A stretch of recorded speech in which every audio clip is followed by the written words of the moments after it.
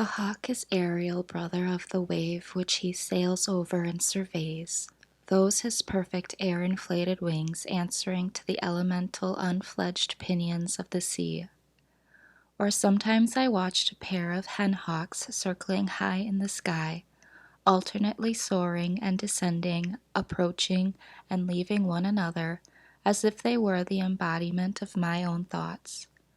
Or I was attracted by the passage of wild pigeons from this wood to that, with a slight quivering winnowing sound and carrier haste. Or from under a rotten stump my hoe turned up a sluggish, portentous, and outlandish spotted salamander, a trace of Egypt and the Nile, yet our contemporary.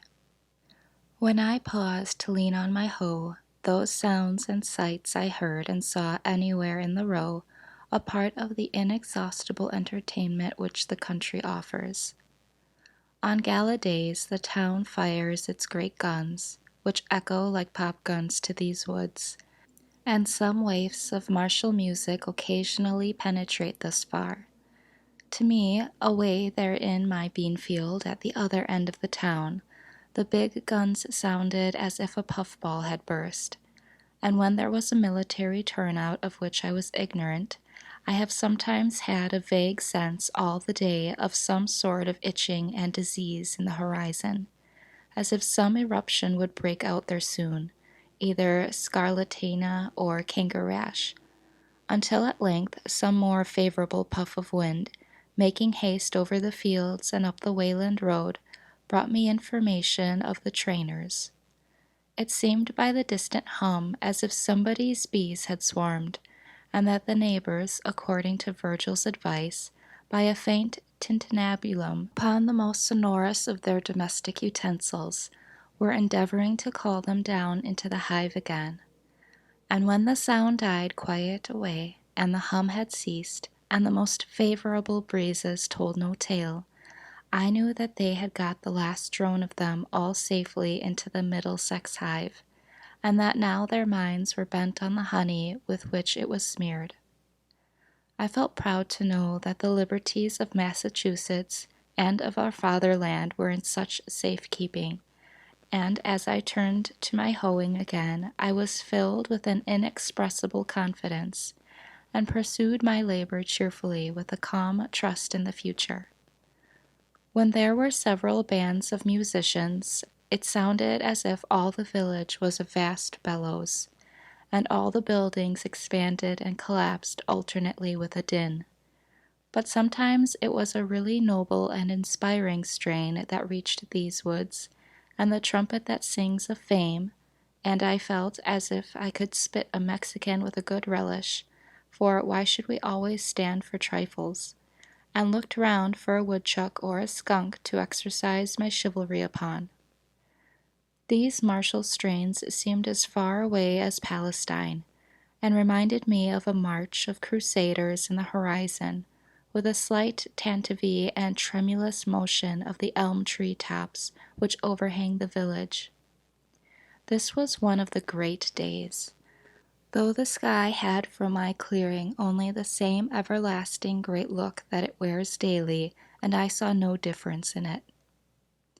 It was a singular experience, that long acquaintance which I cultivated with beans, what with planting and hoeing, and harvesting and threshing, and picking over and selling them. The last was the hardest of all. I might add eating, for I did taste. I was determined to know beans. When they were growing, I used to hoe from 5 o'clock in the morning till noon, and commonly spent the rest of the day about other affairs. Consider the intimate and curious acquaintance one makes with various kinds of weeds. It will bear some iteration in the account, for there was no little iteration in the labor. Disturbing their delicate organizations so ruthlessly, and making such invidious distinctions with his hoe, laying whole ranks of one species, and sedulously cultivating another. That's Roman wormwood, that's pigweed, that's sorrel, that's piper grass. Have at him, chop him up, turn his roots upward to the sun. Don't let him have a fiber in the shade. If you do, he'll turn himself to the other side up and be as green as a leek in 2 days. A long war, not with cranes, but with weeds. Those Trojans who had sun and rain and dews on their side.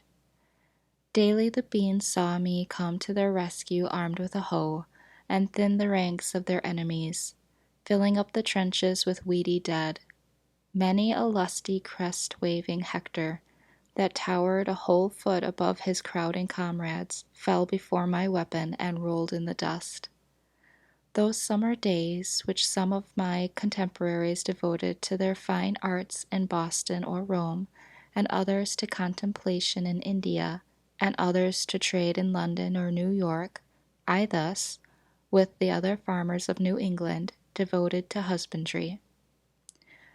Not that I wanted beans to eat, for I am by nature a Pythagorean, so far as beans are concerned, whether they mean porridge or voting, and exchanged them for rice. But perchance, as some must work in fields if only for the sake of tropes and expression, to serve a parable maker one day. It was on the whole a rare amusement, which, continued too long, might have become a dissipation.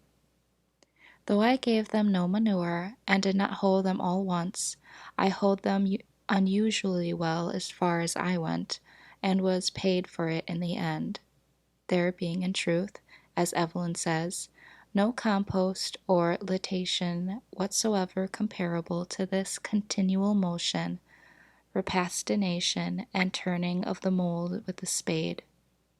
The earth, he adds elsewhere, especially is fresh, has a certain magnetism in it, by which it attracts the salt, power, or virtue, call it either, which gives it life, and is the logic of all the labor and stir we keep about it, to sustain us, all dungings and other sordid temperings being but the vicar's succeedients to this improvement.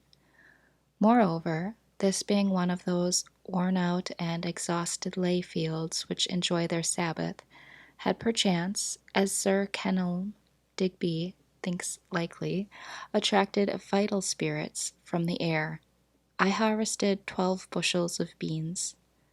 But to be more particular, for it is complained that Mr. Coleman had reported chiefly the expensive experiment of gentlemen farmers, my outgoings were, for a hoe, 54 cents, plowing, harrowing, and furrowing, $7.50, too much.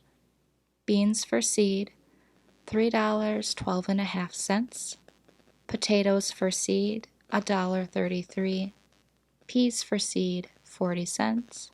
Turnip seed, 6 cents.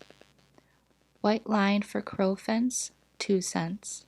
Horse cultivator and boy 3 hours, $1. Horse and cart to get crop, 75 cents. In all, $14.72.5.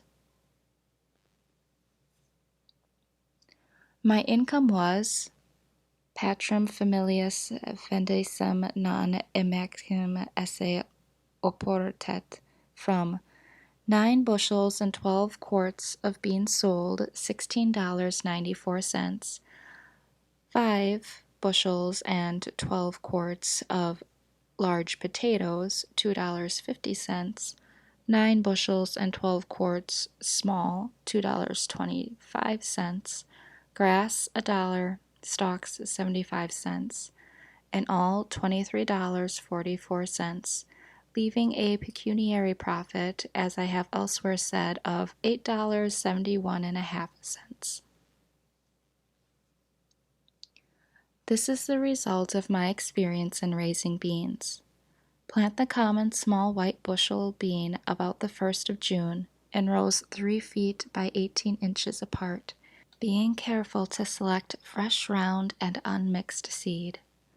First look out for worms, and supply vacancies by planting anew. Then look out for woodchucks, if it is in an exposed place, for they will nibble off the earliest tender leaves almost clean as they go. And again, When the young tendrils make their appearance, they have notice of it, and will shear them off with both buds and young pods, sitting erect like a squirrel. But above all, harvest as early as possible, if you would escape frosts and have a fair and saleable crop. You may save much loss by this means. This further experience also I gained.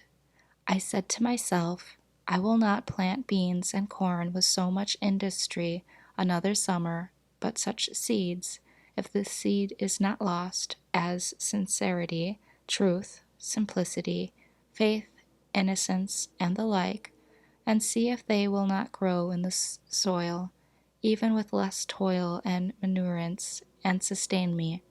For surely it has not been exhausted for these crops.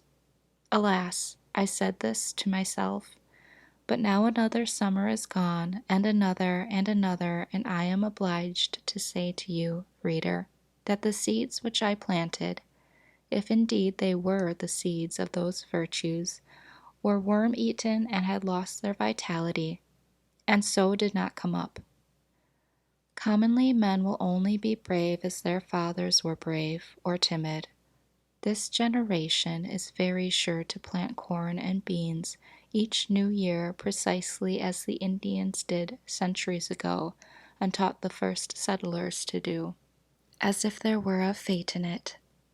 I saw an old man the other day, to my astonishment, making the holes with a hoe for the 70th time at least, and not for himself to lie down in. But why should not the New Englander try new adventures, and not lay so much stress on his grain, his potato and grass crop, and his orchards, raise other crops than these? Why concern ourselves so much about our beans for seed, and not be concerned at all about a new generation of men? We should really be fed and cheered if when we met a man we were sure to see that some of the qualities which I have named, which we all prize more than those other productions, but which are for the most part broadcast and floating in the air, had taken root and grown in him. Here comes such a subtile and ineffable quality, for instance, as truth or justice, though the slightest amount or new variety of it along the road. Our ambassadors should be instructed to send home such seeds as these, and Congress help to distribute them over all the land. We should never stand upon ceremony with sincerity. We should never cheat and insult and banish one another by our meanness, if there were present the kernel of worth and friendliness. We should not meet thus in haste. Most men I do not meet at all, for they seem not to have time. They are busy about their beans. We would not deal with a man thus plodding ever, leaning on a hoe or a spade as a staff between his work. Not as a mushroom, but partially risen out of the earth, something more than erect, like swallows alighted and walking on the ground. And as he spake, his wings would now and then spread, as he meant to fly, then close again, so that we should suspect that we might be conversing with an angel. Bread may not always nourish us, but it always does us good. It even takes stiffness out of our joints, and makes us supple and buoyant, when we knew not what ailed us, to recognize any generosity in man or nature, to share any unmixed and heroic joy. Ancient poetry and mythology suggest, at least, that husbandry was once a sacred art, but it is pursued with irreverent haste and heedlessness by us, our object being to have large farms and large crops merely. We have no festival, nor procession, nor ceremony, not expecting our cattle shows and so-called Thanksgivings, by which the farmer expresses a sense of the sacredness of his calling, or is reminded of its sacred origin. It is the premium and the feast which tempt him. He sacrifices not to Ceres and the terrestrial Jove, but to the infernal Plutus rather. by avarice and selfishness, and a groveling habit, from which none of us is free, of regarding the soil as property, or the means of acquiring property chiefly, the landscape is deformed, husbandry is degraded with us, and the farmer leads the meanest of lives. He knows nature but as a robber. Cato says that the prophets of agriculture are particularly pious or just, maximece pius questus, and according to Thoreau, the old Romans called the same earth mother and Ceres, and thought that they who cultivate it led a pious and useful life, and that they alone were left of the race of King Saturn. We are wont to forget that the sun looks on our cultivated fields and on the prairies and forests without distinction. They all reflect and absorb his rays alike, and the former make but a small part of the glorious picture which he beholds in his daily course. In his view, the earth is all equally cultivated like a garden. Therefore, we should receive the benefit of his light and heat with a corresponding trust and magnanimity. What though I value the seed of these beans, and harvest that in the fall of the year? This broad field which I have looked at so long looks not to me as the principal cultivator, but away from me to influences more genial to it, which water and make it green. These beans have results which are not harvested by me. Do they not grow for woodchucks partly? The ear of wheat, in Latin spica, obsoletely speca, from spe, hope, should not be the only hope of the husbandman. Its kernel or grain, granum from gerendo, bearing, it not all that it bears. How, then, can our harvest fail? Shall I not rejoice also at the abundance of the weeds whose seeds are the granary of the birds? It matters little comparatively whether the fields fill the farmer's barn. The true husbandman will cease from anxiety, as the squirrels manifest no concern whether the woods will bear chestnuts this year or not, and finish his labor with every day, relinquishing all claim to the produce of his fields, and sacrificing in his mind not only his first but his last fruits also. The village. After hoeing, or perhaps reading and writing, in the forenoon, I usually bathed again in the pond, swimming across one of its coves for a stint, and washed the dust of labor from my person, or smoothed out the last wrinkle which study had made, and for the afternoon was absolutely free. Every day or two I strolled to the village to hear some of the gossip which is incessantly going on there, circulating either from mouth to mouth or from newspaper to newspaper, and which, taken in homeopathic doses, was really as refreshing in its way as the rustle of leaves and the peeping of frogs. As I walked in the woods to see the birds and squirrels, so I walked in the village to see the men and boys. Instead of the wind among the pines, I heard the carts rattle. In one direction from my house there was a colony of muskrats in the river meadows.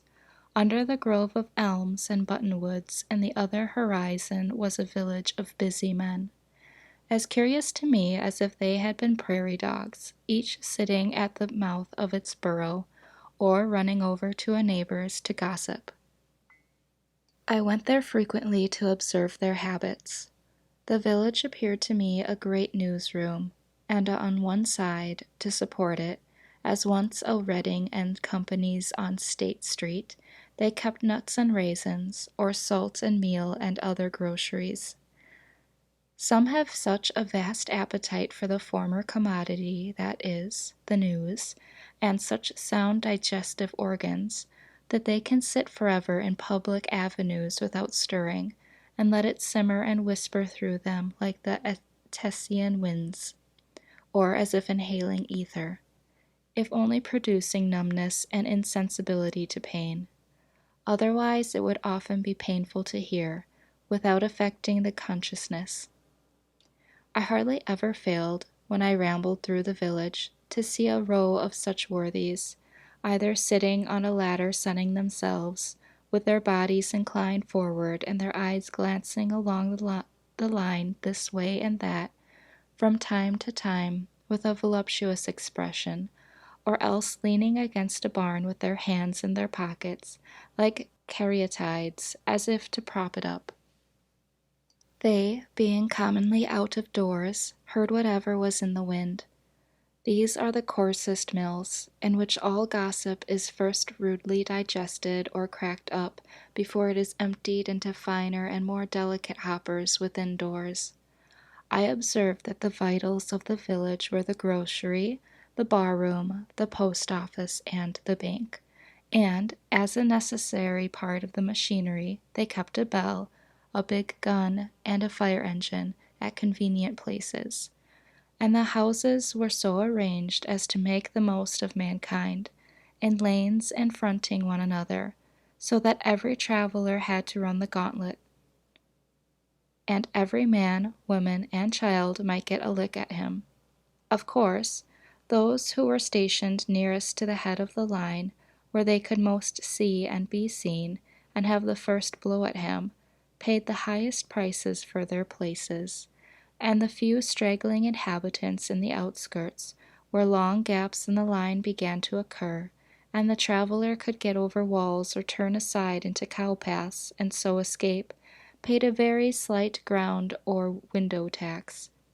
Signs were hung out on all sides to allure him, some to catch him by the appetite, as the tavern and victualling cellar, some by the fancy, as the dry goods store and the jeweler's, and others by the hair or the feet or the skirts, as the barber, the shoemaker, or the tailor. Besides, there was a still more terrible standing invitation to call at every one of those houses, and company expected about these times. For the most part, I escaped wonderfully from these dangers, either by proceeding at once boldly and without deliberation to the goal, as is recommended to those who run the gauntlet, or by keeping my thoughts on high things, like Orpheus, who loudly sings the praises of the gods to his lyre, drowned the voices of the sirens, and kept out of danger.